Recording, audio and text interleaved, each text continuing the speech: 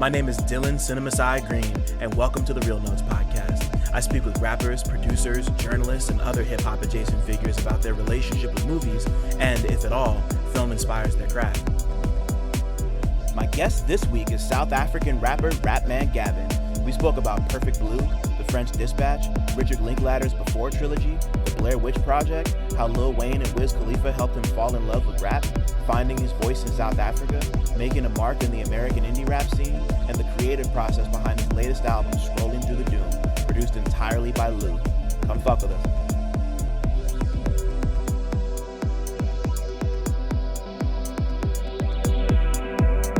What's cracking, everybody? Welcome back to Real Notes. It's what's today? Wednesday. I lost my brain again. It's Wednesday. It's afternoon over here. It's evening time in Cape Town. It's bordering on 7:30, right?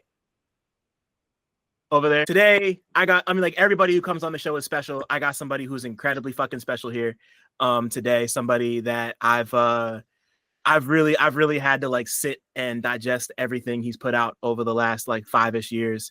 And there's just some really special bar work going on, really special, soul searching, fucking real salt of the earth, man of the people, grappling with inner demons and stylish and fly ways, all the way from fucking Cape Town here today.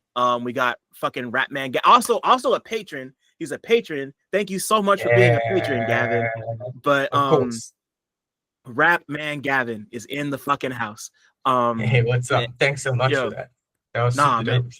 Nah, man, my pleasure. You're fucking dope. This has been a long time coming. I had been wanting to have you on here before you even joined the Patreon, and then you put out the last few projects, and I was like, we got and then this new one, Scrolling Through the Doom, produced by Lou. It's been out for 2-3 months. It's everywhere. Please go listen to it. It's fucking awesome. The cover is giving me Stephen King vibes. You ever read Cell by Stephen King before? No. I don't think I've ever read a Stephen King, to be honest. I've read 2 of them in my life. I've mostly only seen the movies. But Cell has the cover is very similar. It's got a brick phone on the ground, and the screen's cracked, and it says Cell by Stephen King or whatever. So I saw that and immediately thought of that. But anyway, the album's out. Thank you so much for being here, Gavin. I'm so excited to do this. My pleasure. I'm happy to be here. I'm excited. Good. I'm really happy to hear that, because you've been. It just makes me so happy to see you getting all the looks you've gotten from people. You were on the Aux. You did something with Secret House Against. It's been a shout out to the homies. Yeah, man, truly. They're all amazing people in our community doing really cool stuff. Sure. And I'm just happy to have you on here. I'm happy you felt the need to stop on by. Oh, of course, man. Oh, man. I'm super excited. Yeah.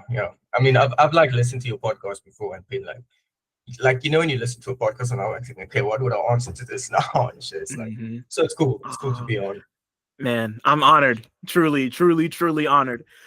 So you already know what it is. So I'm gonna ask you the first question I ask everybody who comes on here, which I think I might know the answer, but I want to know anyway. What was the last movie or TV show you watched that you had a strong opinion about?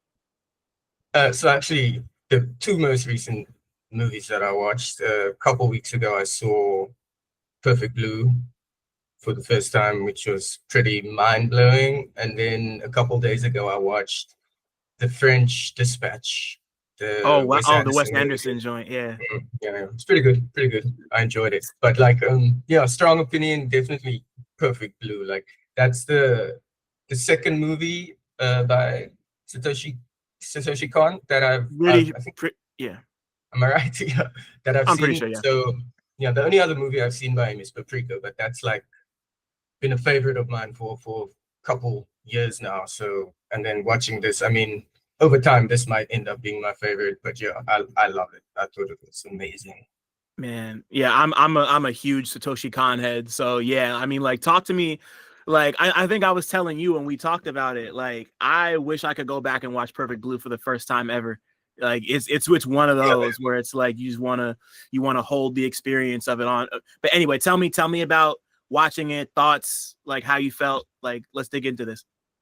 Oh, I mean, firstly, like I really love like the ethereal elements of his style and shit. Like there's a point in the movie where everything kind of starts like blending together, where it's like I'm kind of like I don't really know what's going on anymore. And when they when I'm like that in a movie and they execute it like it when it ends, by the time it ends, it just feels super satisfying. Like I really like being kind of lost at a point in a movie if I know it's gonna come around in a way that feels satisfying. And yeah, it's just like when he starts like it's like the what do you like the alter ego, I guess, or this alter ego that she's seeing all the time. Like when you start, like I start wondering, like there's a point in the movie where you're kind of like wondering what's real and what's not. Like, is this her? And then like she sees like the I guess the clothes with the blood and shit in the closet, and I mean like I'm kind of back and forthing with myself a lot in the movie. And I don't know, I just love that shit so much. Yeah, no, I love like like the whole thing about it is like it keeps you off balance and you Yeah, never really yeah like and you could say that about a lot of his other movies, especially Paprika. You know, like yeah. Paprika is one that's like, you know, like obviously it's about like what's a dream and what's real. And Mhm. like you could say that not all of his movies are like that, but a good chunk of them deal with this kind of like muddying of reality in a way Yeah, that just makes them really visceral. And like in the case of Perfect Blue is kind of scary. Like I don't know yeah, that yeah, I'd for sure. exactly consider it like a horror movie, but it's like Mhm. disturbing in a way that like puts it right at the precipice of something like horror.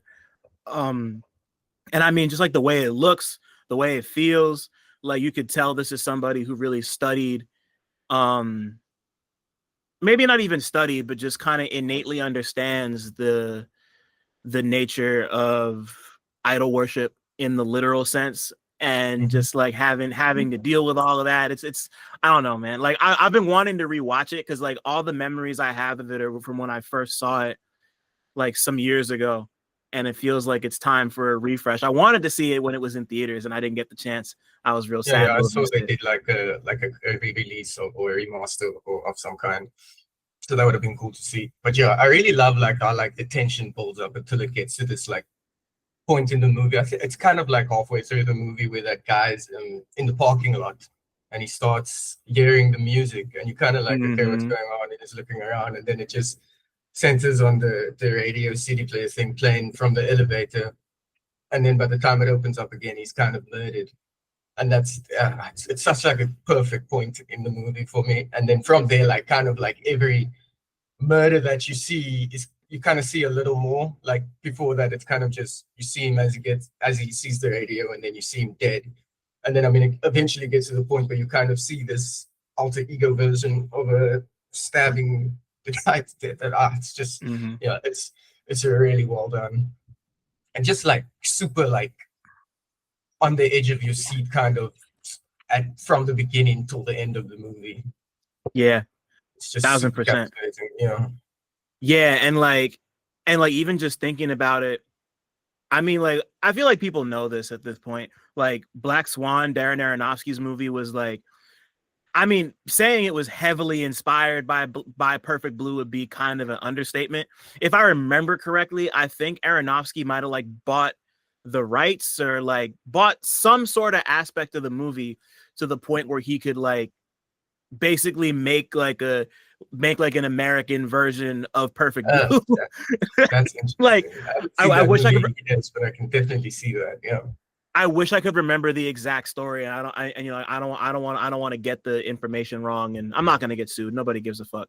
But like, but like watching because like I watched Black Swan pretty recently because my partner's boyfriends or no excuse me wow my partner's brother's boyfriends I mean like, he had never seen it before, so we were watching it and I was just thinking to myself like this, like I recognized it at first, but I'm like, damn, this really is just like they just remade Perfect Blue. Like Man, they, that's super interesting. I feel yeah, yeah. I'll have to rewatch it because I can't really remember much about the movie. Hmm. You Yeah, know, like so I think the biggest difference between the two is that Black Swan is about ballet and Perfect Blue is about just like I'm just like an idol, which is yeah, like yeah. you know, like of course we all know the difference, but yeah, I mean like Perfect Blue, like what a movie, you know. Yeah. I'm upset I missed it in the theater, but I'm gonna just watch it again just because, you know. Yeah, you should. You should. I'll probably rewatch it soon, to be honest, because I don't know. It's just like even just visually, it just looks really good. Yeah, no, for sure. Like and and then what about the French Dispatch? Tell me about that. Dispatch was cool. I kind of liked every story that they told. I don't know. I like his like. I'm never like. I feel like I never really walk away like holy shit from his movies, but I always I almost always enjoy them. I haven't really seen more of the more recent ones, but I've kind of been running through his older movies that I haven't seen. Mhm. Except Fantastic Mr. Fox. That movie kind of had me like, gosh, I love that movie. That movie's But crazy. yeah, Yeah. yeah. But French Dispatch, it was really good. I liked it. I liked it a lot. I just find these movies really fun and like in like I don't know, it's like in an interesting way. Like sometimes when I watch these movies, like the like they don't really have these like big like climatic endings like where like a whole bunch of shit is happening, but it just I don't know, it works really well. I like his quirky symmetry shit that he has. It's interesting. It keeps me interested. Yeah, it looked and his movies usually look really good to me. Yeah. Yeah, Yeah, but no. no, okay. Oh, yeah, I'm sorry. Yeah, I was just gonna say you could tell that you could tell he takes a lot of care with his cinematography and just like his whole For like he sure. has an aesthetic, you know, like even if like he's like somebody like Christopher Nolan where like even if you've never seen any of his movies, you probably know like the beats and what it's supposed to look like and how it's supposed to Yeah, feel. Like he's you know he kind of has one of those like monoculture's dead, but like I feel like everybody at least knows what a Wes Anderson movie looks like even if they've never seen one. So, you know, it's yeah, got to be for pretty sure. distinct. Sure. What's your favorite Wes Anderson movie? If I had to pick, it'd either be Royal Tenenbaums or Fantastic Mr. Fox or Grand Budapest Hotel. One of them three. Yeah, those are probably my three favorite as well. I watched the Royal Tenenbaums like only a few months ago for the first time. That was really good. Actually, also really liked the Darjeeling Limited, I think it's called, the one where they're That like on the train. yeah, that's so funny. That might be my least favorite movie he's Oh, made. for real. But For real. I'm yeah, like it's like you're not the first person I've heard say that they really like it, and like I appreciate it. But once again, it's a movie I haven't seen in like 10 years.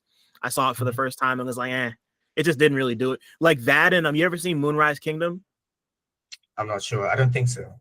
It's a movie about like a Boy Scout and this like girl he meets, and it's not good. Like to me, I would actually say that I think Moonrise Kingdom might be my least favorite of all of his movies. But Okay. I don't know that I wouldn't put Darjeeling at that level, but to me it's like bottom tier. Like Sure, not sure. rock bottom, but it's like In the lower the bottom tiers, tier. yeah, yeah, Yeah, for yeah, sure. yeah. For me, you know. Yeah, of course, yeah. But I mean like once again like I you know, like I think it's time to go back and give it another rewatch because it's been Mhm. it has to have been like 15 years maybe it's been a like I saw it when it first came out and then never tried again, so who knows, you know. Yeah, I mean, not like again, like it feels like when I think about the movie, not that much happens, but I don't know. I find like the interactions between the brothers interesting, and just the way Hmm. that he does it. You know, it was fun. I Right. feel like I say that about these movies a lot. I'm always like, oh, that was fun. Yeah. It's cool. Yeah, because I mean, like, yeah, like his shit is very fun. Like you could tell it's kind of it's like really whimsical. It's Yeah, got this yeah. I kind of think like yeah, it's that's kind of the better word. Like it's whimsical. Like has that yeah, whimsical elements to it. Yeah. yeah, no, it's yeah. They all have this like fairy tale book kind of aesthetic to them. Like I'm like not fairy tale, but very much like a high end children's book, like something you'd buy from like Rizzoli bookstore or some Yeah, shit. yeah. You know, Sure, like something sure. that's like yeah, no, like Yeah. some like it's like it's not Good Night Moon, You know, like it's not like the common, like it's not Dr. Seuss. It's not all the places you'll go or the Cat in the Hat. It's more like Yeah, a I really can't think of it. The analogies kind of I'm losing the analogy. I get you. But I get you. but yeah. But speaking of childhood shit, um what's the first movie experience you can remember having, Gavin? It could be at the theater, it could be at your cousin's house. Just like, you already know Yeah. what it is. I mean, like, I'm sure there's earlier movie experiences that I have, but whenever I like thought about this question, like the most notable movie experience that I had when I was super young was, I think I must have been like around 7 years old, and I watched the Blair Witch Project with my brothers. And I, Wow. and I watched it like, I mean, I'm 7 years old, and this is after, and because I have two brothers, Garth and 80. Shout out Garth, shout out 80. And Hey. so they were like my one brother's 7 years older than me, and my other's is like 4 years older than me. So my oldest brother was probably about 14 at the time, which is like a reasonable age to watch a horror movie. But I was much younger. I was like 7, and I went into the movie like 100% convinced that this is definitely real. Like, definitely. So it's terrifying, just terrifying. Yeah, and I'd like seen like I don't even know how, but I'd seen like I remember they did like these marketing clips for the movie where like they were like interviewing people in the neighborhood or something about like the missing teens that were shooting the movie, that kind of just added to this idea that, oh, this is for sure real stuff. Yeah, I mean, it was terrifying. It was good. I don't remember just being entirely like I hated that experience, but I think part of why I think I was just excited to watch like a horror movie with my brothers. So maybe Mhm. that's why I didn't hate it entirely, but it was terrifying. Yeah, I would think about like the scene in the woods where they like start seeing like the stuff hanging from the trees, like the witchcraft like symbols and stuff. And then I think there's a point where like you start to hear babies crying, and that was just like that was terrifying as a kid. But yeah, Yeah. Yeah, no, I mean, like 7 years old, like how else would you react to something like that? It's like, like I mean, like the whole appeal of that movie is that they tried to make it look as like realistic and dingy as possible. It's just like even like it's crazy because I just watched the new there's this like horror compilation. It's like an anthology series movie series called VHS. I don't know if you've heard of them. it sounds familiar, but I've never seen. I've only seen one of them, but they just put out a new one. I think I want to say within like the last 2 weeks, and like so much of, I mean, like the whole angle of VHS is that it's like every single movie is like a tape that somebody finds with these like 8 or 9 shorts on it, Okay. and like of course, like how could that not be a descendant of something like Blair Witch? Like it, Yeah, it like yeah, like sure. most of it isn't found footage, or I mean I guess by design some of it is found footage, but it's just like just thinking about how long the tail on that movie has been over the last damn near 30 years is like, wow, like we're still like like we're still It's doing like we're still doing Blair Witch flips like 30 years later. That's pretty cool, you know. for sure, for I sure. I I wish I could remember how old I was when I first saw Blair Witch. I didn't see it in the theater. I was a bit too young for that, but it had to have been when I was in like high school or some shit. And yeah, like just like you sit there and watch it, and like just like that it went, all the effort that went toward making that movie look like it was just like the most disgusting grubby shit you'd find in like your grandpa's basement or something, Yeah, was just like I was like really intrigued by that. But it's also shot and composed and structured so well that it's really easy to get lost in exactly like, have you watched it since you saw it the first time or not? I watched it sometime, I think last year, for like the first time since I saw it, which made me think, oh, maybe I actually was traumatized by this. But yeah, rewatching it was I don't know. It was cool. I mean, it's still a good movie, but obviously it's just a whole different experience. Like, because that was such a notable experience from when I was younger. It is like it was going to be hard to kind of match that, I guess. So it was just Hmm. it's kind of like, oh, that was cool. I see why it was huge and what it did, but it wasn't really scary or anything, or but it was still fine. It was cool. Yeah, it's weird because like it's not really a movie I'd consider to be like it's not like timeless because like it's very much like of its time. You know, like the movie is so the movie is so tethered to a specific time period that you can't really call it timeless. But it's but like it's cool. It's like you said, it's cool as an artifact. It's definitely interesting, but it's just yeah, I'm not always thinking about it, but like I always feel like I have a different opinion of Blair Witch every time I think about it. But just the fact that it exists and it's a thing that people are trying to build on or at least imitate in some way is like notable to me. Always has Have been. you ever seen the second one? No, yeah, no, I lied. It's terrible. I hate it. I think I saw it when I was like, I can't really remember it, but I think I started watching it and then I was like, at the time I was upset that it wasn't found footage anymore. So I was like, well, this is fake. Yeah. Yeah, but yeah, I was listening to a podcast recently where I can't remember what it was, but someone was claiming that they were making the claim that that movie's good and that Mm. it's only hated because it was so different from the first one, which intrigued me, but I don't trust it. Yeah, So me either. That yeah, like that really does just sound like some contrarian shit. People just trying to be different, get a hot take. Like it's not a good like you can like it because like there's plenty of movies that I like that aren't like good movies, but like it's not a good movie, man. Like even considering how different it is, it's just not good. It's not interesting. It's super generic. It's boring. It's not scary. Like just no. Like it just doesn't it doesn't need to scratch the same itch to be as good, but it's just not sure. good on its own right. It's not good on its own merit. So fuck it, you know? Like Yeah, sure. Yeah, I agree with you from what I can remember. yeah, no, this is to whoever put that energy out in the world, man. You we got to come correct. Um but excuse me. But as you get older and you start to refine your palate, have more life experiences, all that good shit. I like to think of this next one as a capital M movie. The one that really kind of stopped you in your tracks, connected with you in an emotional, artistic, or spiritual sense. Just yeah, that.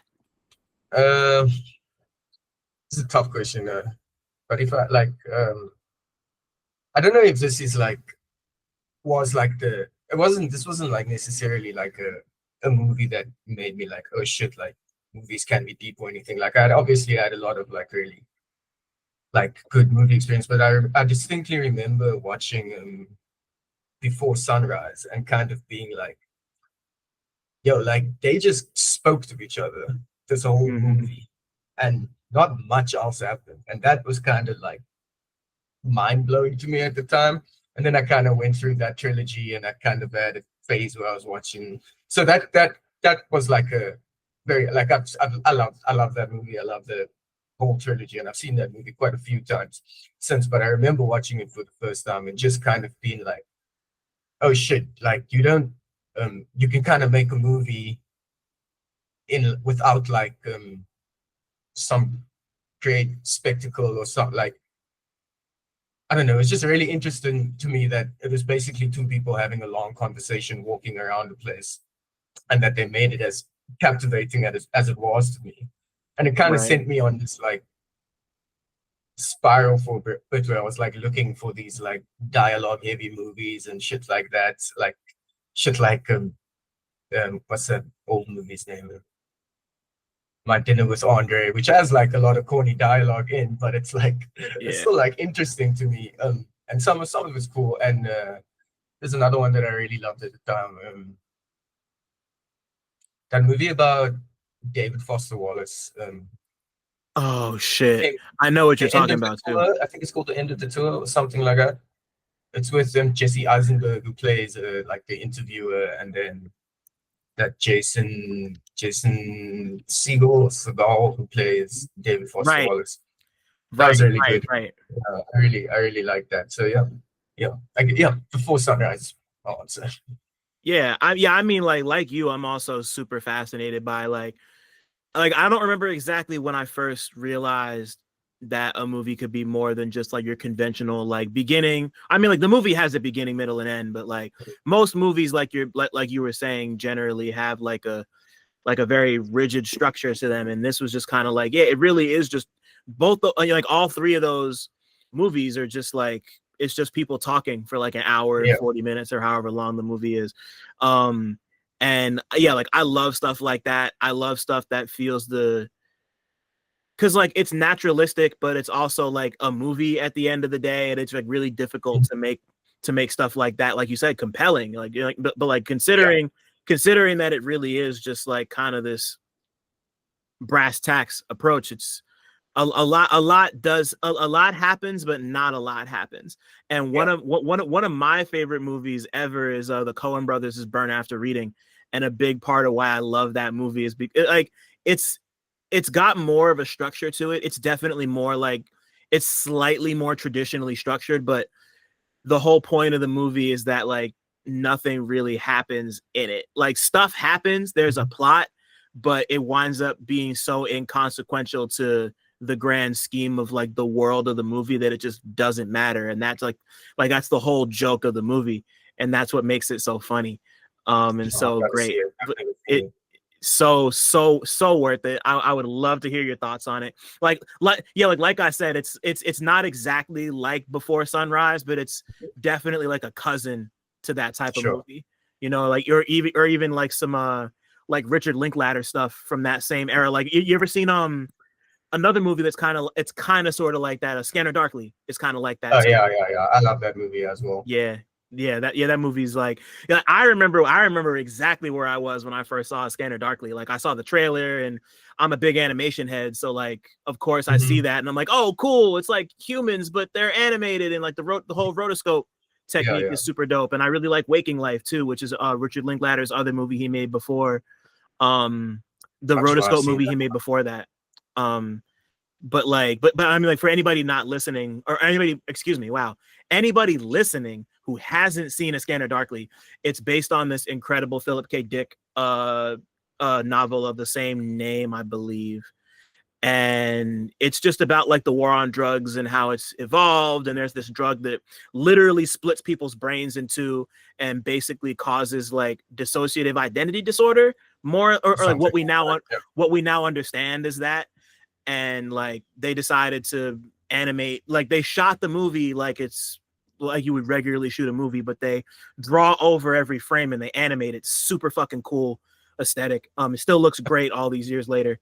But like there's a plot, but so much of it is just Keanu Reeves, Winona Ryder, Woody Harrelson, Robert Downey Jr., and it's just all of them just like chilling and like on drugs.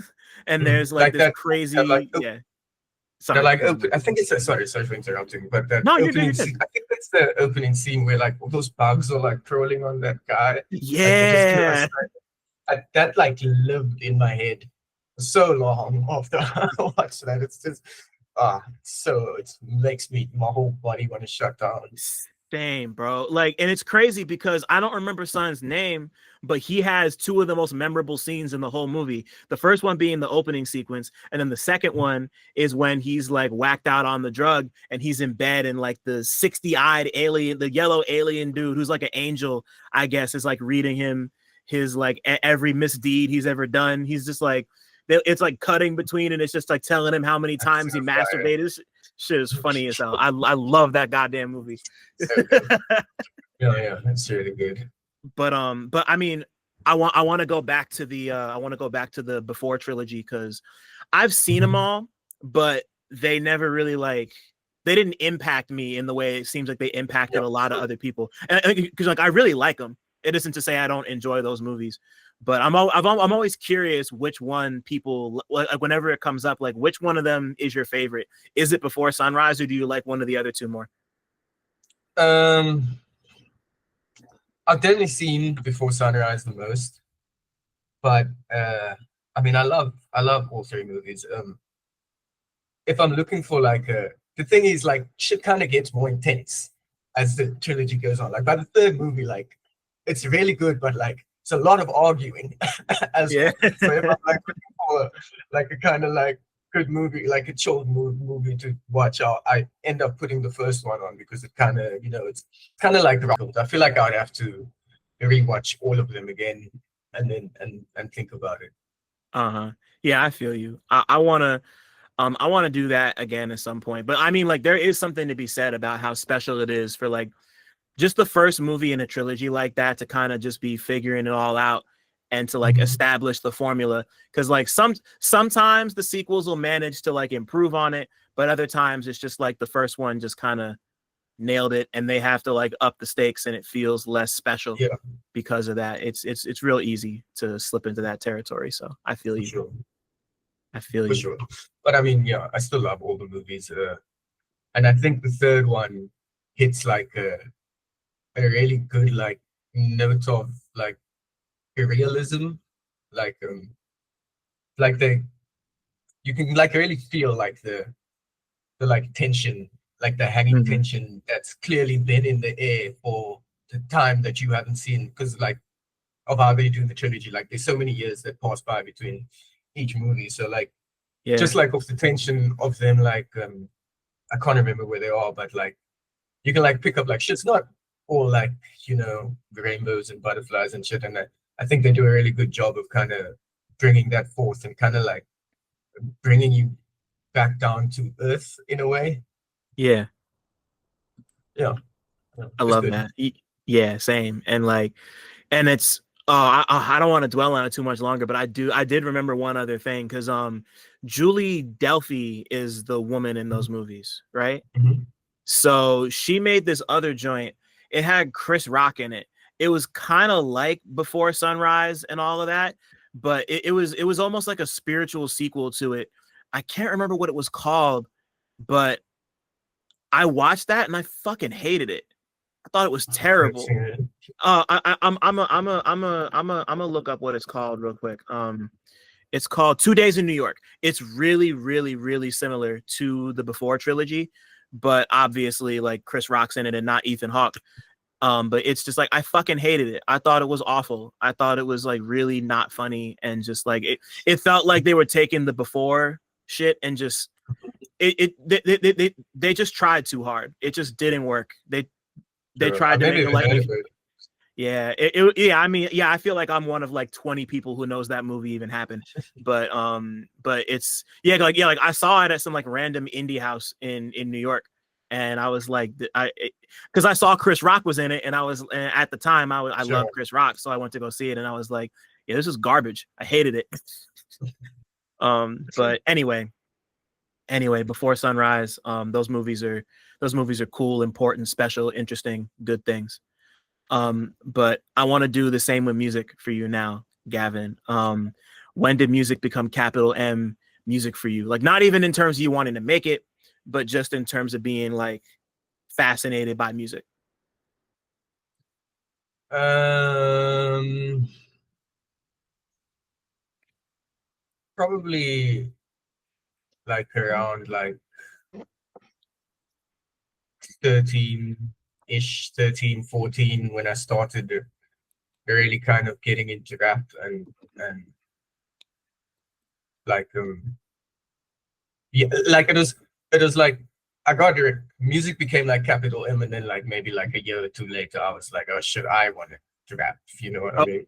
yeah, yeah, You yeah. know, so it kind of like it feels like around the same time, like I was getting super into this is like around the time the mixtapes before the Carter 2 are dropping. That's like probably in the midst of where I'm like at the peak of like being a young kid who just loves rap music. So like a bit before that, but that's like around the time where I'm like, shit, like I want to do this. And then yeah, then but like it's probably around the time when the Carter 2 drops that I'm like, okay, I want to be a rapper. I actually want to, I want to, because I was obsessed with that album for a bit as a kid. Yeah. It's like really like the first album, like hip hop album, well, not even hip hop album that that I heard where I was like, that made me interested in listening to like rap music as albums going forward, like just music in general as albums, because beforehand I'm kind of just listening to music that's been played for me or like singles and shit, or but I'm Right. not really putting any effort into listen to full projects, and that's kind of like the turning point, I guess. Word. What else? I mean, like, what else around that? I mean, like after the Carter 2, which like, you know, like I completely understand how much of like a meteor that fucking album was. Like it was like Carter 2 and 3 era Wayne, like unstoppable for like our era. Everybody, I was the one kid who hated it. I can't, you know, like I got older and grew up and stopped being a fucking Yeah, sure. came around on it, obviously, but you know, like that was such an impactful project and such an impactful artist for so many reasons. But what else were you listening to? Like, I mean, like that was kind of that was the start. But as you, but what else really drew you in? It was like a lot of 50 Cent shit. My fault. Sorry to interrupt, but I just wanted to shout out the Real Notes Patreon one time. For as little as $5 a month, you get exclusive goodies like video of every interview, 2-day early access to every interview, an invite to the Real Notes Discord server, exclusive access to the Real Talk Movie Night archive, and early pre-sale links for all live events. If you want to give a little more, you get other exclusives like retro 60-second movie reviews and monthly 90-minute workshops with me, where we can discuss whatever creative questions or projects you might have going on. Head over to patreon.com/realnotes. That's REELNOTES to join right now. I repeat, all videos will only be available on the Patreon. Thanks for listening. Shout out to my patrons. Now let's get back to talking. At the time, like G-Unit shit, I got really, really obsessed with Khalifa. It's like a few years later, but when like around the time Cushion Orange Juice dropped, The I classic. felt like that was like I had an older brother who was listening to shit, and then that got one of my older brothers was listening to it, and then that got me into it, and then I got really obsessed with that album. Like I started, he used to do the Wiz used to say that rock camo shorts, chuck tees, and smoke papers, and I was like, okay, I'm gonna get some camo shorts and chuck tees. Yeah, and it's funnily enough, like I don't think there's another Wiz Khalifa project that I ended up really enjoying at all. Like it is like as soon as, because I think that's like just before the first big commercial one. I'm not sure. Yeah. And then so I think that's the next album that I listened to, and that's just was a whole different thing for me. So yeah, but still, that album, that mixtape, I guess in itself was super important to me as well. I'm trying to think of what else dropped. And then yeah, I'm not sure. I was really into rap, and then there was kind of a couple of years where I wasn't listening. I guess it's like when like club like not club shit, like, but like I don't know. There was a time where the music it felt like I don't really know if the timelines align or something, but it felt like I was being like a lot of the rap that I was hearing or that was getting popular, I guess at the time, was like the Diddy style shit, like the like the music, like I don't know. It was just like it felt too pop rappy to me at the time, and then I got out of it. Yeah, and then I kind of fell out of it, and then I kind of came back in hard on like Odd Future and then eventually for like Kendrick, and I was a really big Drake fan as well, actually, for a while, but that's again through Lil Wayne, and then but, of course, yeah. But yeah. But I think when I started listening to like really, I mean, I never really stopped listening to rap, but you just kind of slow down a bit.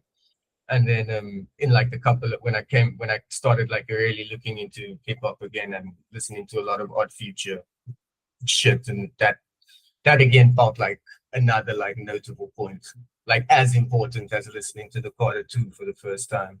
Like just seeing like the Odd Future movement and like, yeah, that was amazing to me. I think I got into Odd Future before I got into like Kendrick Lamar and others, but it all kind of coincided for me. It was like Odd Future, then I got into like Kendrick Lamar, and then I started listening to like Joey Badass, like when like 1999 dropped, and Yep. That was a special time, man. Yeah, for sure. Yeah. Like for me, I was in college when all that happened, and I remember I heard Tyler on Martians versus Goblins by The Game, which funny enough has Wayne on it, and then I heard Yonkers, and then I heard Bastard, and I was like, "Yep, I'm all in on." And then I heard the Earl tape, and I was like, "Yep, I'm all in on these guys." So it's like seeing that happen, and then I found Good Kid, Mad City. No, I found, what was first? What did I find first? I think I heard Good Kid, Mad City first, and then I heard Section 80, and that's when I got into Kendrick. And yeah, I mean, like that was such a special time. And even thinking about like back to Wiz, like Cushion OJ was the one that really did it for me too. I remember when Black Hollywood came out and Black and Yellow happened and We Them Boys happened. Like that was also a really, I mean, like Black Hollywood's not a good album. Black Hollywood's not really a good album at all. But I love Black and Yellow. I love We Them Boys. That album had crazy fucking singles. You know? Yeah, I love Black and Yellow was that's a banger. Like I can't deny, that's an amazing song. Yeah. And But I you know, did love it at the time as well. Yeah. But yeah, you know, like I also kind of I fell off the Wiz train pretty quickly myself too. But like Cushion OJ was like, you're right. Like, you know, like that was, and then like him and Currency doing their thing. I'm a big Currency fan. So, you know, like I love How High, and I tried with 2009, the album they dropped, and that didn't really do it for me. It just didn't scratch the same itch. And I don't know, like like to me, Spit is somebody I've been listening to since like Pilot Talk. I think maybe 3 was the first one, and like ever since then, he's somebody that I've always, like whenever I need that fix, I just go find Currency. He always does it every time for me. But yeah, you know, I feel that. So like, I mean, you had already mentioned it quite a few times, but when did you know for sure that rap was going to become more than just a hobby for you and that you were going to actively pursue it? Well, like, yeah, so the first time it happens is when I'm super young and I'm listening, and around that time when I got really into Carter 2, that's when I was like, shit, I want to do this.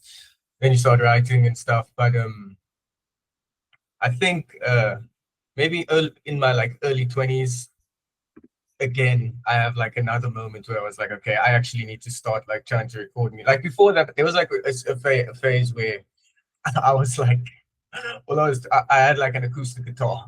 So all I was doing was like playing these like really basic 4 chords and then rapping some very, very corny bars that I hope doesn't exist in the ether, in the world of the internet somewhere. But it was terrible. But it was like at the time I was like, okay, I just need like something to rap over. And one of my brothers, AD, plays guitar, so I started playing like some basic guitar and shit, and that's when I started kind of like. But even then, I'm not. It's kind of, again, then it's like it's still a hobby, but now I'm kind of actually making shit instead of or like recording shit instead of just writing shit.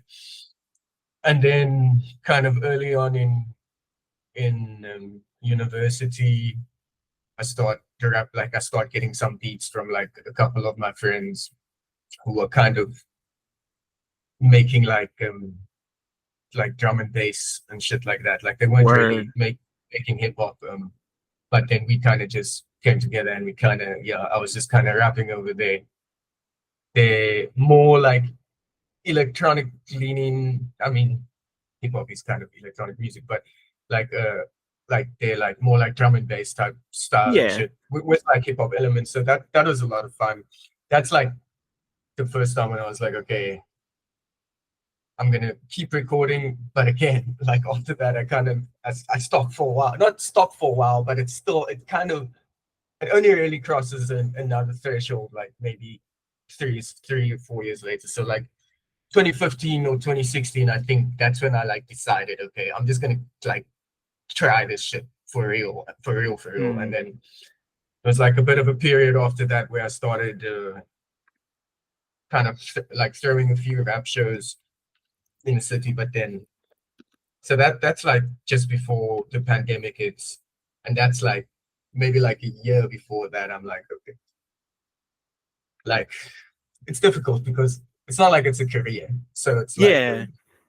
it's like I feel like I still sometimes kind of battle with like you know, like I'm gonna pursue this forever, but do I think of it like how do I think of it? Like, is it a bad thing if it's just like a hobby? Which for me, it kind of if it was just, I mean, it's definitely not just a hobby, but sometimes I feel like I need to like maybe get used to that as an idea. If that makes any sense. But it was like around the time I start throwing shows is when I really start kind of believing that like, okay, shit, I can actually do this rap shit and I'm good at it. But then we kind of get hit by the pandemic, and then I stopped throwing shows, and then from there, there's like another moment then when I just somehow ended up in the Twitter sphere of like underground rap shit here, which again was like another revelation for me to like discover, because it's like kind of like around, because I was like listening to like hip hop, like most of the shit I was listening to was like Kendrick and a lot of like Joey Badass shit like that, and then there's probably around 2018 or 2019 when I kind of stumble, or somebody sends me rap or one of a Milo album, like I think it was either So the Flies Don't Come or Budding Ornithologist or Wary of Tide Analogies, but that shit like blew my mind open. And then from there you kind of like, that's really the entry point for me getting into like everything that I love now. And I feel like when that happened, which is fairly recent in like the grand scheme of things, like it's really only like 5-6 years ago, right, when I really started like finding this music. That felt like I don't know, felt like a whole new world opened up to me and shit like that. Because then I got really into Open Mike Eagle, and then Arm and Hammer, Billy. I mean, discovering Billy Woods from like just this. Man.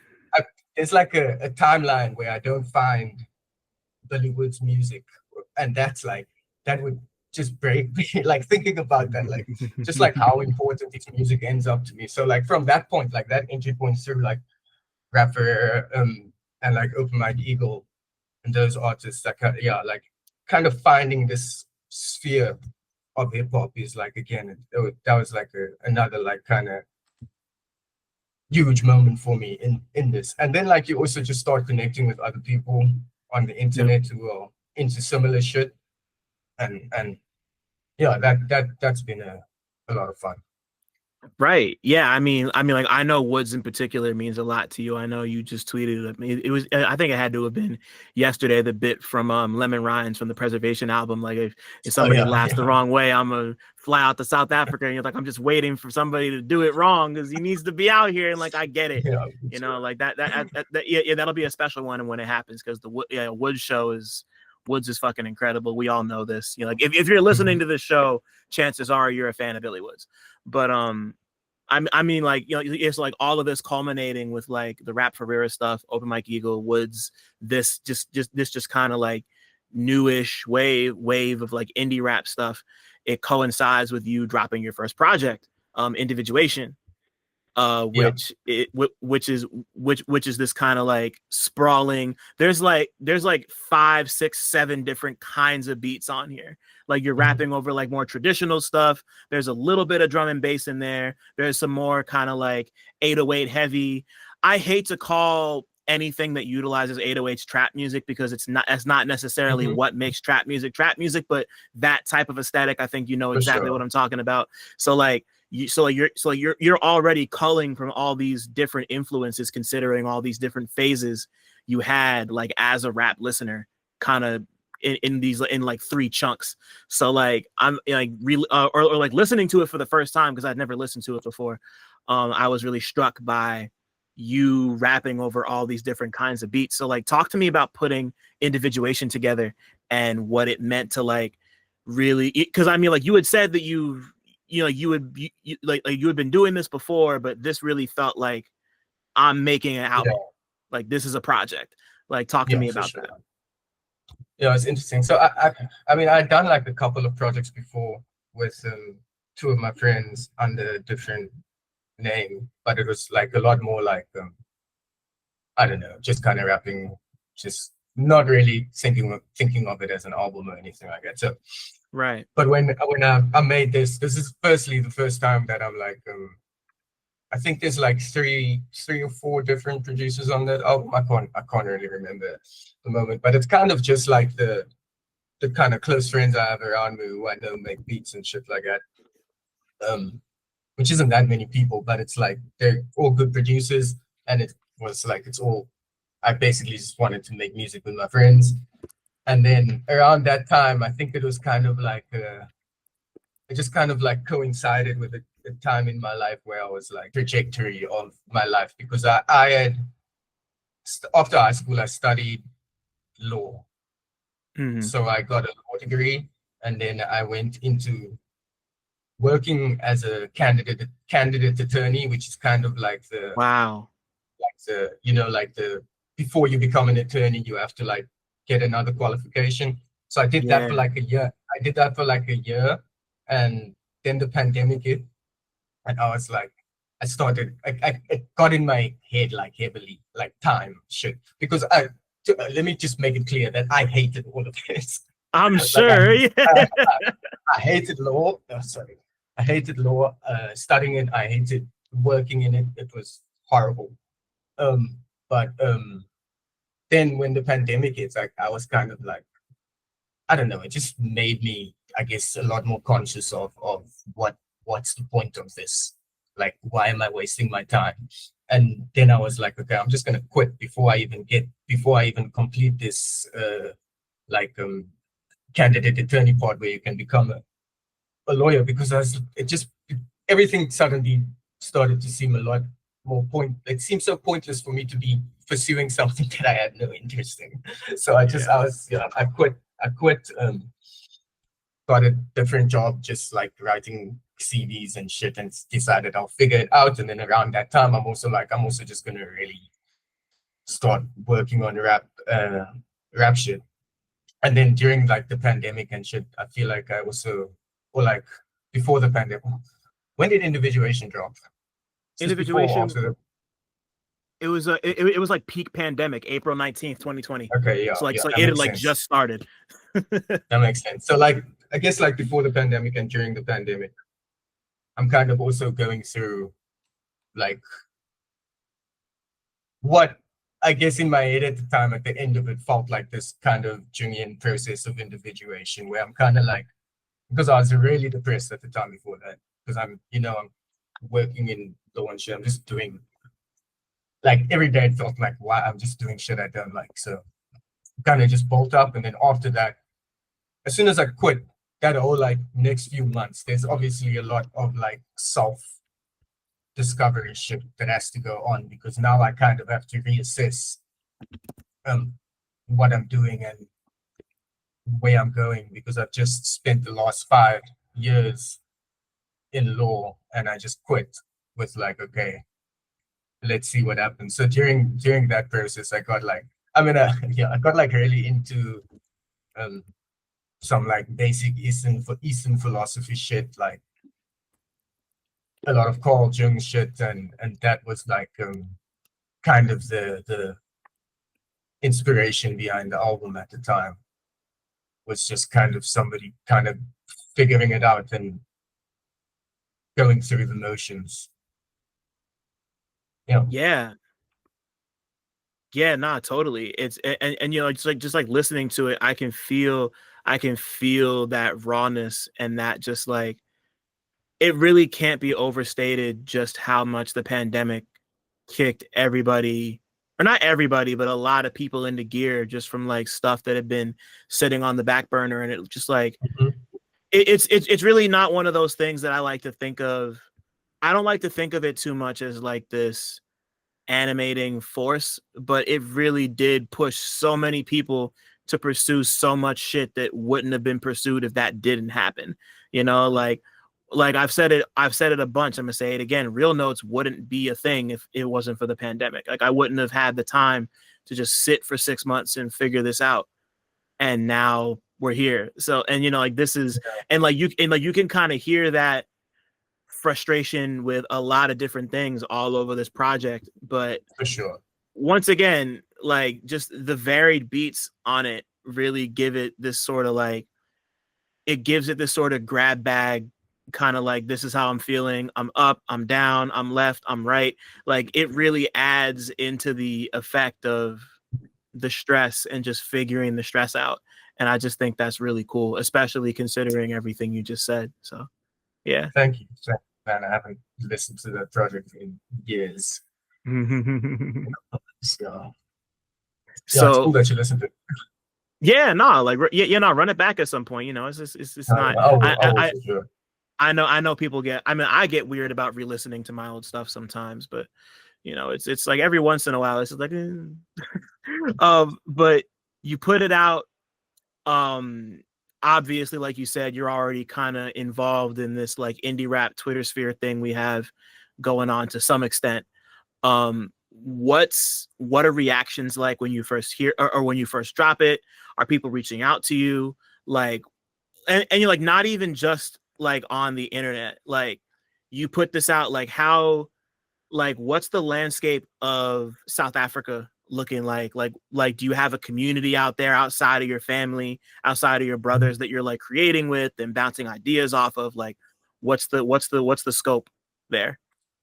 So like at that time, I think I was a lot more like, at that point I was like very much like, I'm gonna kind of make this happen locally. That's when I was, just before that is when I was starting shows. So then I was kind of like, I was way more heavily involved in the like local community and shit. I can't really remember how the response is to the album at the time. I mean, people who listened to it loved it and shit. Not loved it, but they enjoyed it. They get like, to me at the time, I think it still felt very raw and felt like, yeah, okay, this is a big moment for me. But it felt more like this is like a personal big moment that I'm not really expecting anything from externally. So I can't really remember exactly what the response is like at the time, but I do remember like the kind of other creative people around me that I'm doing the shit with and bouncing ideas off. They all really enjoyed it, and I mean they were also like a very big part of the process of making it and shit at the time. Since then, I think I kind of like fall out of like, I don't know if it's just because the pandemic kind of threw people a bit off course, because a lot of places closed.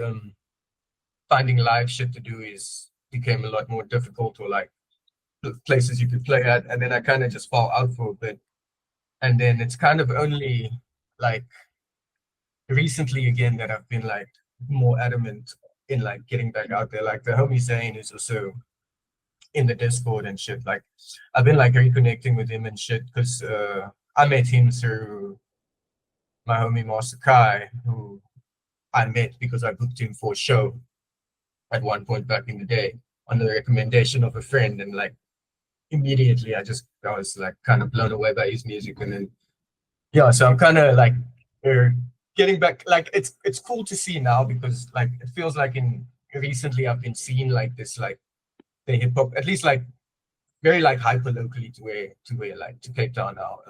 Like you see like it's like bubbling again, kind of, and you're getting a couple of big, like there's been a couple of like big Cape Town artists that are like Afrikaans. It's so funny, but like Afrikaans drill is like this like sudden big phenomenon. Yeah, that's like in like the so like in South Africa you get like I don't know, I don't want to complicate this shit for listeners and shit, but there's like black people, colored people, and white people. Right. So like, Okay. I'm happy we're talking about this. Yeah. So like, I mean, like the racial classifications, I mean, like it's apartheid shit, like colored is an apartheid classification, but still there's like its own culture that forms from that. You know what I mean? Like colored people are black, but there's also, in the context of South Africa, there was this kind of hierarchy that existed where black people were at the bottom of it. So that even as a colored person who was also a victim of apartheid and like the system to heavy extents, you still kind of need to acknowledge that, but you know, they kind of put you in this like hierarchical system where you were above other black people. And it's like, I mean, it's like you even to this day, like you see like lingering the kind of lingering impact of like separating or making colored and black people kind of enemies within themselves. You know what I mean? Because like you will hear like racist shit coming from colored people, like some color, like older colored people who lived in apartheid and shit towards black people, and like vice versa as well. But it's like mind blowing to me, because it's like that's kind of like the whole intention of it, of like the hierarchy. You like separating the black from the black, and kind of like trying to turn people against each other. It's just interesting how well it worked. Yeah, man. But anyways, my initial point is that so colored people are there's Afrikaans is one of the like it's a big language in the colored community, and so colored people are now making Afrikaans troll, which is it's very interesting. It's very interesting to see. Yeah. I went on a whole tangent there, but No, you're good. No, I'm happy you brought that up, because I mean, like, as somebody who's never been to South Africa, but I've heard, you know, like I have like a general understanding of like what that of like what that system is, but like hearing somebody from the area break it down, it's like I've always been, you know, like I have as much of an understanding of what apartheid is / was as one who hasn't been out there can, but just to like hear it and like to even see how it interacts with the music and how it like changes, like that's super duper fascinating to me. Like it I don't want to generalize it, but based on what you just said, I could be wrong. I hope I'm not wrong, but it sounds to me like it sounds like the differentiation between black and colored is basically like the differentiation between being dark skinned and light skinned. Is that basically, is that kind of it? Yeah, it's kind of it's more like complicated to that, because just because the extent that colored people do have like well, like in South Africa in general, like basically everybody's mixed race technically, right? Yeah. But like colored people have like, I get there's like, I don't know if the statistic is true, but it's like one of the most like mixed like races in the world. Like, okay, like for most of us, like the roots kind of go back to Khoi people or San people, but then you have like a lot of, because the roots of it is basically Khoi people or San people being colonized by Europeans, but then there's also people who are coming from like Malaysia and Asia, other Asian countries, and right. So like there's people coming from like it's because it's like this trading port in the south at the time. This like it's kind of like it's like a breeding pot of like mixed cultures and shit. And so like while most colored people roots are in Khoi, like from there, like the differences in like that you might end up like if you had to go do a DNA test, for example, you might find like way more than you're expecting. But it's kind of like when it comes down to it, like the classification and shit, like it's super arbitrary. So again, it's like you kind of said, it's like, okay, well, this guy is kind of light. You might just get classified as colored because your skin was lighter than this guy. While as other times, it's like it could be like because you had to like, so there was a time where people had to go and go into like this office and go with their ID and be like, you're gonna get your classification now, are you black or colored, something like that. And sometimes the way that like these officers are making these decisions is kind of like, they'll like ask you like, how do you say hello when you're at home? Like, how do you greet each other? You know what I mean? And then based on that, they're like, okay, like really like stupid, nothing in it, like, or they read your name and they're like, okay, well, that sounds like this type of name, we're gonna mark you as colored.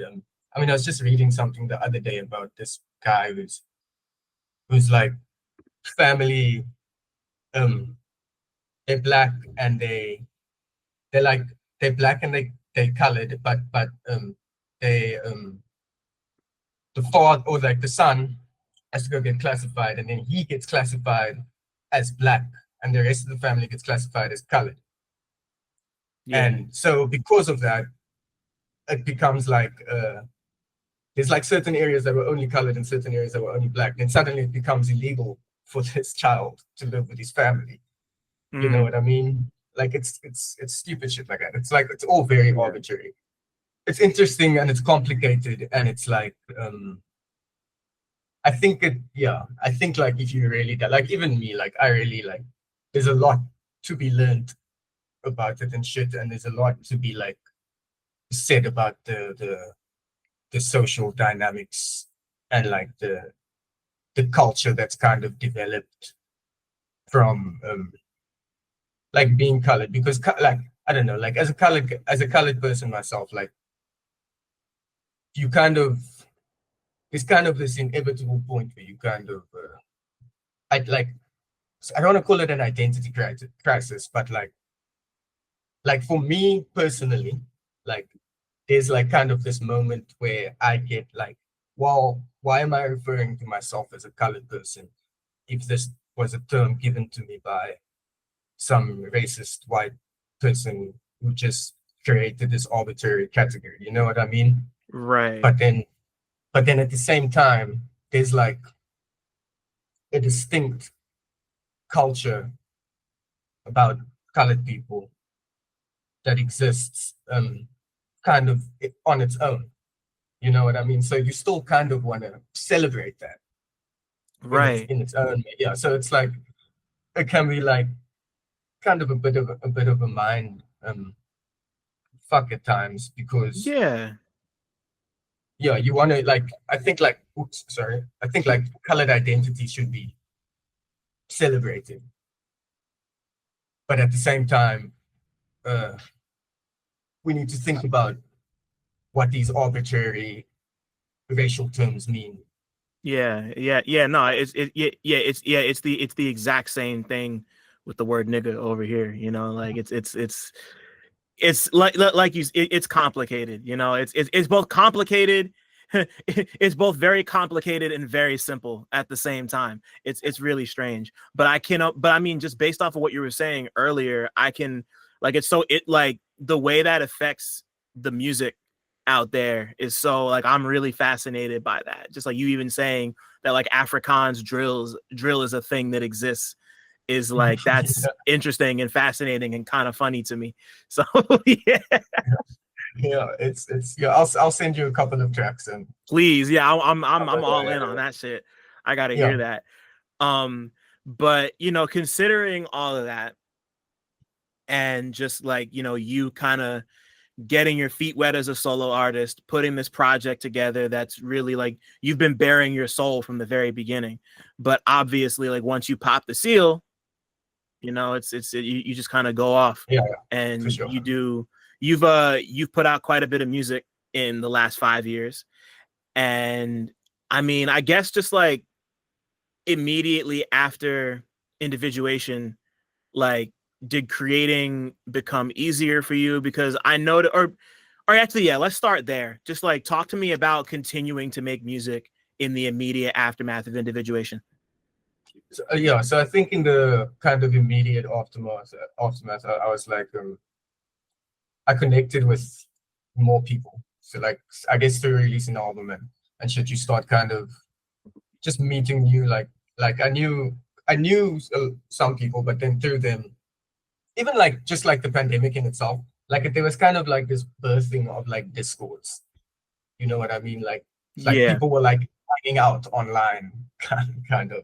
So then I was in one of my homie, Fringe, who's an incredible producer, makes like also like more electronic shit, and also ambient shit, but just a amazing producer. And I was kind of meeting a lot of other like artists and shit in his Discord, and then just through the process of having access to like more beats and more like creators and shit to work with, I think it felt easier in a way. So yeah, I think it definitely. Yeah, I think after individuation, I didn't feel like I needed to. I think you can get in your head about releasing shit, and after that, I wasn't really in my head anymore. I was kind of just like, well, I'm just gonna make shit and put it out. I don't really want to hold on to shit. I don't want to perfect shit. I just want to make music. Right. So yeah, I mean, like, so just like considering that mentality, like this wasn't the next project you put out after. I think I got over that. Sorry. I think I disconnected it a bit. Sorry, my fault. I think the connection just went out for a second. I didn't mean to cut you off. Sorry about that. All good. Yeah, so I can't remember. I lost my train of thought.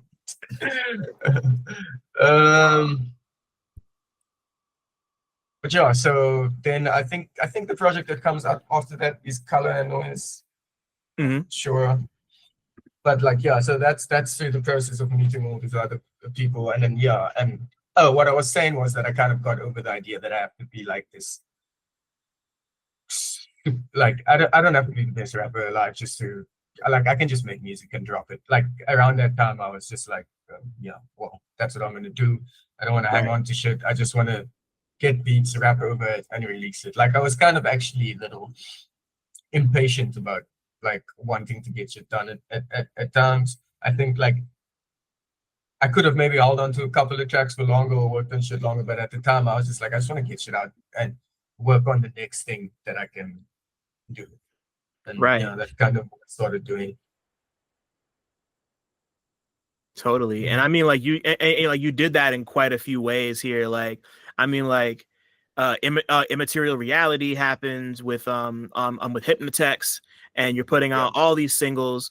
Like the one that really struck me for the first time was Memories, Dreams, and Reflections, the one you made with Postulous, that has Def C and Knows the Time on it. Like it's and like another thing that's really been fascinating is like, I mean, you've put out a bunch of singles and like a handful of projects, but every single one of the projects you've dropped up to and including Scrolling Through the Doom, they're all one producer projects. Like Postulous did all of Memories. Where did my brain just go? Fucking Lou just did Lou did all of Scrolling Through the Doom. Like you've really you've clung to the idea of crafting an entire project with one producer, which I respect a lot, because I think it helps to kind of, it's nice to have things be uniform but expansive at the same time. And I think all the producers you've worked with are really good at kind of causing you to stretch out a bit. Because like I'll even listen to just like listening to Memories versus listening to Scrolling Through the Doom. Like Memories is, like Postulous's production is a lot hazier. It's very like raw. I hate to use this phrase now, but like lo-fi, like it's kind of like it's got that vibe to it, and you sink into it. But then you take Scrolling Through the Doom and all the work you and Lou are doing, and like Lou's production style is much more lush. It's like fuller, for lack of a better word. Like there's just like, it just feels, it's more high. I hate these lo-fi, hi-fi terms, but like I was just really fascinated. Sure. I was really fascinated by the dichotomy between those two sounds. And like I know you and Lou made an EP before you put out Scrolling Through the Doom. But it was kind of just like that EP is kind of just like, in the process of making Scrolling Through the Doom. Just like a track and a remix and like a couple instrumentals. So it's kind of part of the same like time period, I guess. Cool. Okay. So I mean, like, like Lou's come up quite a few times. So when, like, I mean, yeah, when did y'all first connect? When did you first connect? What did you like most about what he was doing, and what convinced you wanted to make a full project with Son? I think we first connected. He reached out for. He wanted to. He asked me like what my rate for a verse was, and I was like, okay, well, like I was just kind of like, why don't you?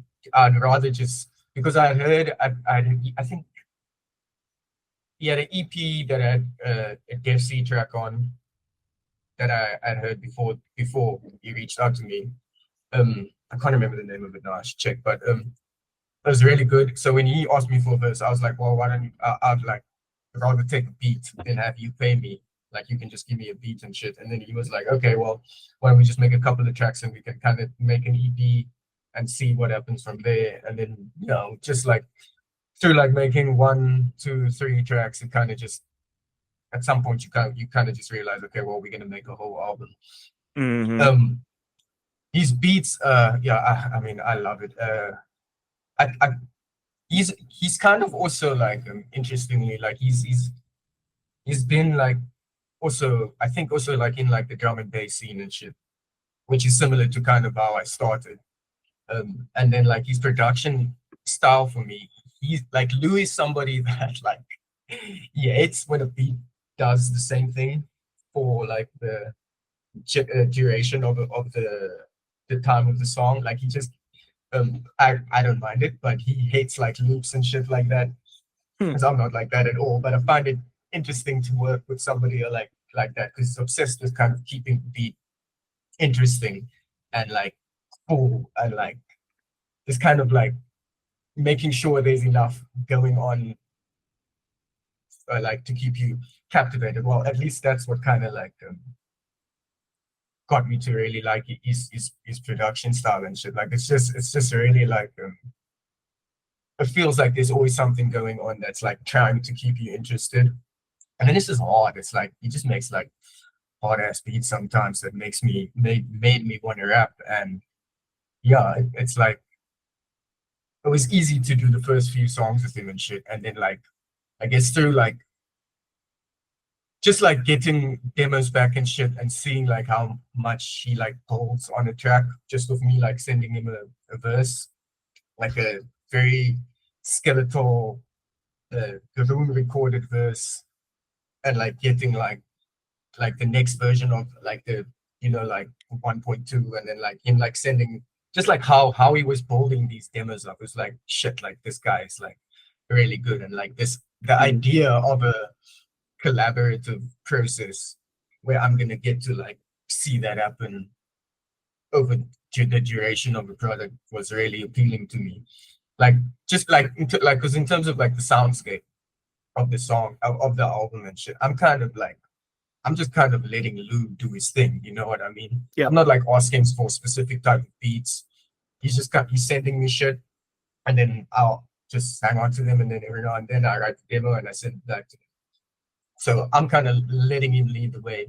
And I think that's kind of why I love working with one producer, is that I like the idea of like, yeah, I'm picking beats and shit, but I like the idea of this person whose beats I know I already love and who's like skill set I trust, of kind of, because they kind of showing me the path. Like I'm rapping on their beats, so they're kind of leading me down a way just through the soundscape that they create. And so when I'm making these projects with one producers and I can fully trust them to like take charge of the sound, like I'm really not like getting too involved in terms of what type of sound I want for the most part. I already know the type of beats that they make, so I just kind of let them do their thing based on what they like about me.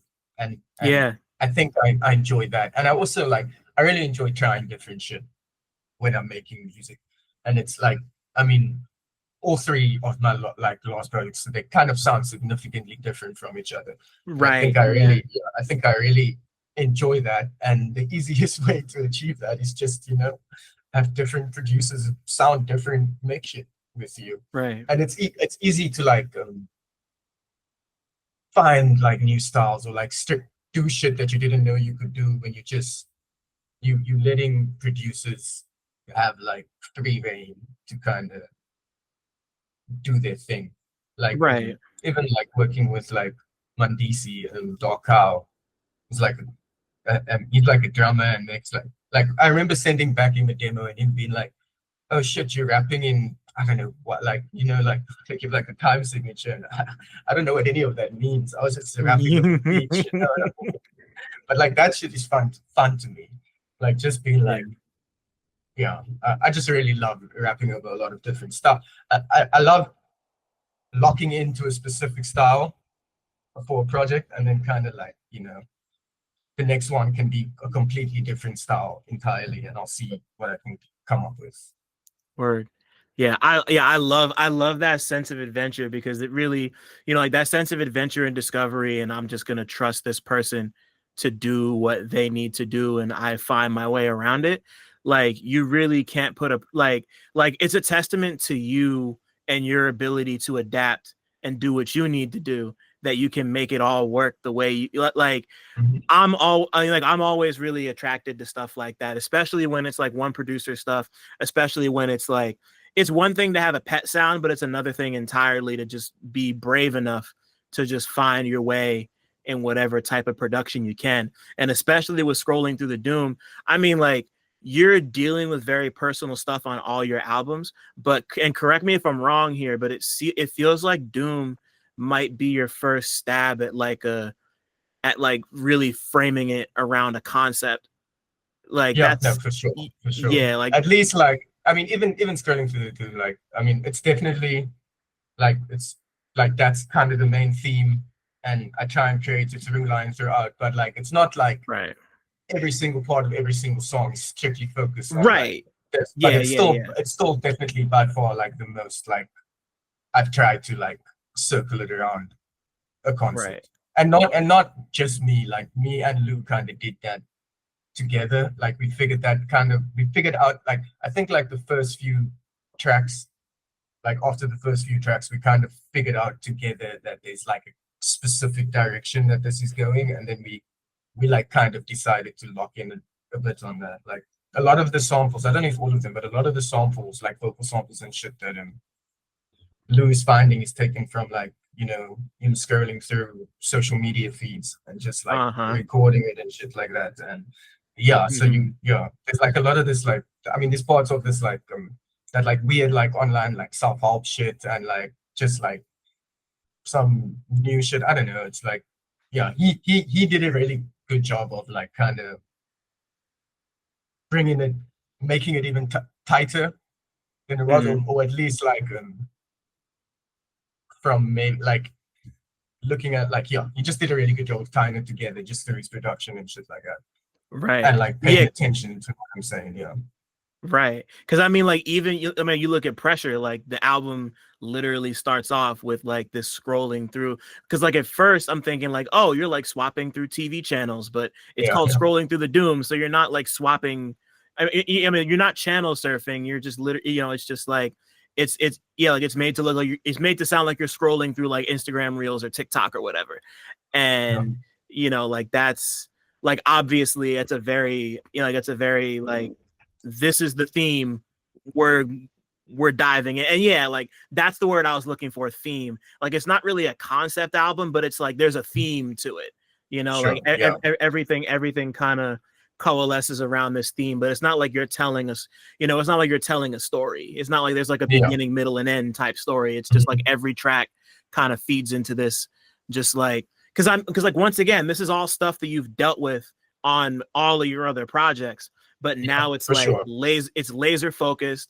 You're you know, you have like the anxiety has a conduit now, and the conduit is the phone, you know. And like and like one thing I appreciate about, because like it's hard to come to projects like this and not expect, like, you seen that music video for that Moby song where I think it's called like I'm Not the Only One or some bullshit where he's like, it's like an animated video and like he's the only person in the metropolis who doesn't have a phone and everyone's like all hunched up. It's like super fucking like freshman film class pretentious. Why do people have it's like this isn't that. You didn't make that project. You're not, you know, like obviously we all have like tenuous, complicated relationships with the internet and our phones, but you're not like, I'm not like other people. I don't use my, you know, like that's not what you're doing here. And I appreciate that. Like it's much more complicated and nuanced than like you're trying to find peace in all the chaos. Yeah. And I mean, it's my own like addiction to my phone that's kind of driving me down. It's like I can't take any sort of like moral high ground here. Right. Like, no, I really can't. I just really appreciate like even if you felt like you could, it just make it's cool to me that you just kind of like, you know, like you acknowledge like I'm in on this and this is how it's affecting me, as opposed to like, this is how I feel. Like you need to cut down your screen time by 2 hours. You know, like, it's not nothing like, and anyway, that's my baggage when I'm bringing to the table. That's not on you. But you know, I just appreciated the way it kind of all flows into itself. And my favorite song on this album, I was between a couple, but I think I landed on You Are Here. The one with Trey on it. Shout out to Trey. Trey does, by the way. That's the homie. Trey, yes, and Slumber Logic's also on that. And Slumber Logic. Shout out, man, to both of them. Shout out to homies. Yeah. Those guys. That's my favorite song on here for sure. Yeah. Yeah. Me, Trey, and Slumber are like the kind of an unofficial trio.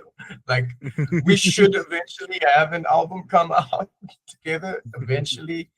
But like those are the homies. Like I feel like when I started thinking about people, when I started thinking about features, at least for this album, those are kind of those two are the first that I knew. Okay, well I'm definitely gonna get Slumber and Trey on. So yeah, I super appreciate those guys. Yeah, but yeah, I love that track too. There was like so many versions of it. Like it just sounded a lot different in the demo stage. Then like the beat basically completely changed. And I just think what it landed on is like really, it's definitely one of my favorite tracks that I've made. Yeah, it's like I don't know, like I love the beat. I love y'all's chemistry on it. Like I love like the difference in your vocals. And like the shit y'all are rapping, it's funny because I went back to the You Can Black Rock album that came out earlier this year, and shout out to Y if she's listening. I had her on the pod earlier this year. She's fucking amazing. Incredible, I love her. Like way slept on in a way that I wish she wasn't. But like my favorite song on that album was Where Did My Brain Just Go? My favorite song on that album is Fighter Mantra. And I think I like those two songs for similar reasons, just because of like the way the beat kind of like creaks and moves, and like there's something really like eerie about them both, but they're anchored by these drums, and y'all find the pockets so well in them. And it's I don't know, like it's just like those two songs. I was thinking about it before we hopped on. I think those two songs resonate with me for similar reasons. I mean, like you're also both kind of kicking it on some very low-key sci-fi type shit, but like yours is a little more entrenched in the real world and hers is a tiny bit more fantastical. But like I think it's cool the way those two kind of dovetail together. I like it. It's I think it scratches the same itch for me, and it just, and on top of that, it just sounds dope, you know, like just to keep it simple. But Sure. Yeah, I mean, she's super dope. She's like just a superb rapper, and super slept on. Yeah, man, and like I just I don't know. To me, like obviously you're starting to build up some momentum. Like people are starting to take notice. I'm noticing, I'm noticing people in like in my circles with bigger profiles, and people starting to be like this Rap Man Gavin guy, and I'm just like. You know, it's I don't know. Just like, I mean, like considering considering it's like considering where you are in your I know you said you don't like to use the word career, that it like feels weird to use the word career, but like you're still kind of on the come up. You're in South Africa. You're obviously very much a part of what's happening, but you're separated by an entire ocean in a lot in a lot of respects. But you're very slowly building something, and people are coming to it. People are taking notice. Like you're popping up on albums, you're popping up on features, and people know who you are. And I guess just like, like I I go through your Bandcamp and I notice that Def C has bought all your albums. I noticed Rohan from the Rap Music Plug podcast has bought all your albums. My homie Big Shout out to Flowers. Def C, man. Yeah, Like yeah. Def C, Def C was one of like the first like I remember once being on Twitter, and I don't know what I probably tweeted some dumb shit, but I remember like just on some like like some like not sulfate, but like who knows what I said. But I remember Def C kind of like DMing me and just kind of like letting me know that I'm a good rapper and I'm a really good rapper and I just need to keep rapping, and like it's kind of like getting a pep talk from someone. But so yeah, like, to me, take the time to like reach out to me and like send like a well thought out message, just like giving me props kind of and telling me to keep going, like shit like that. Definitely like has been a big part of like the drive, and I went to the Rap Music Plug podcast, that whole Discord community in there, and Secret House and your Discord, all that shit is awesome. Another to like Jesse the Tree is another artist that like shout out to Jesse, man. I reached out to Jesse on some like fan shit where I was like I can't even remember what it was. I think like Sage had been on a podcast that I was listening to, and I was talking to him about that, and then he was just like and I mentioned how much I love his music and shit, and then he just like watched the random Instagram video of me, and he was like, "Yeah, do you need beats?" And he just started sending me some beats and shit, and we made like a small EP together and shit. And yeah, from there it's just been like, yeah, I don't know if it'll be my next one, but I do have an album coming out with all the beats by Jesse the Tree as well. Let's go. So man. that should be good. But like, yeah, just like this whole sphere of like indie rap, it's been like, especially for some, like, I mean, I'm like you said, I'm like separated by oceans. It's like I'm so far removed from a lot of the people I've been connecting with online. So for people to be like, so welcoming and like really excited to like collab and shit, it's been really, really good, and definitely like kind of like it's interesting how important community can be, even like on like in like a less local scale. And it's kind of reminded me how important it is for me to get back to like putting the effort into being around like locally in my local community rap shit, and kind of pushing that shit, because it's so like it's just so it's rewarding. That's the word I'm looking for. Super rewarding. It's rewarding and it's affirming, because I mean, like, that word community gets thrown around a lot, but I think what a lot of us have developed, like especially Rohan over at Rap Music Plug, and everybody over and like the whole team over at Secret House, like like they had like I pop into those Discords and I'm just like mine's not there yet, and I appreciate everybody like you and everybody else in it who like helps to make it what it is, but we're obviously still growing that. But like, I don't know, it's like you can just tell everybody cares, everybody's super supportive. If people slip up or make mistakes about whatever, like people are very, like conversations are had, but like, you pick people up and dust your shoulders off and move on. It's, you can tell that it all comes from a mutual place of like respect and care, and everybody wants everybody to succeed and be their best selves. And I don't know, just like the wall between kind of like being an observer versus like a reporter, a critic, an archivist, whatever you want to call yourself, and being an artist, and like we're all kind of taking in every aspect of this culture in ways that make it, like you said, rewarding, You know, like you can see it from 3 or 4 different angles as opposed to coming to it from just your one. And I mean, before I ask my final question and we wrap this up, I would be interested to hear like how you've tried to apply that to stuff happening locally for you. Like how have you managed to, yeah, just like how have you managed to kind of continue that out into the real world? Well, it's really like I was saying earlier, like I've really only just started going back out there like again now, and it's really like through like guys like Lounge Singer saying Shout out to Lounge Singer, man. Like Another patron. He's like someone that's been been super active in like local, like kind of keep like this local hip hop shit like alive at all times. Like he'll be at every show. He throws a lot of rap shows, books a lot of different rappers, plays a ton of sets, and it's kind of just, it's like it's through him that I'm getting back kind of out there and like him, because like really like the process of like this last like album or so, I've really been pretty kind of reclusive and inside, and it's really like only since being like, okay, I gotta get back outside